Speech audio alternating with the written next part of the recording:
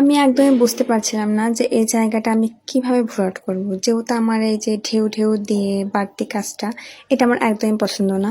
যেহেতু মেহেদি দিব তাহলে একবারে মেহেদি দিয়ে নামে আসা, এটা আমার কাছে বেশি ভালো লাগে। তবে এরকম ডিজাইন আমি এর আগে আমার হাতে করিনি, যার কারণে আমি শুরু করছিলাম যে ডিজাইনটা দেখে। তবে ওই ডিজাইনটা আমার সবটুকু ভালো লাগলেও কিছু অংশ ভালো লাগেনি, যার কারণে আমি একটু চেঞ্জ করার চেষ্টা করেছি। তবে দেখতে পাচ্ছেন যে আমি মানে ভরাট জায়গাটা, সরি, ফাঁকা জায়গাটা কেমনে ভরাট করব এটা নিয়ে আমি খুবই কনফিউজ ছিলাম। কারণ এটা অনেকটা ফাঁকা জায়গা, আমার দেখে দম বন্ধ হয়ে আসছিল যে এটা আমি কেমনে ভরাট করবো এখন।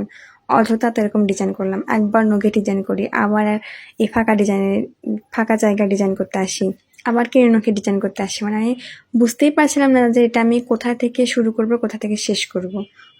আর অবশেষে অনেকটা ভাবলাম যে যাই হোক, শুরু তো করি, তারপর শেষ করা যাবে। পরে এই পাশে ওই পাশে, মানে এই ভিডিও থেকে একটু, ওই ভিডিও থেকে ওই একটু কাটে কাটে নিয়ে আমি বাকিটা ডিজাইন কমপ্লিট করি। যেহেতু ডিজাইন দিয়েই ফেলছি, এখন তো এটা আমি সরাতে পারবো না, যার কারণে বাধ্য হয়ে এখন আমার ডিজাইনটা কমপ্লিট করতেছে।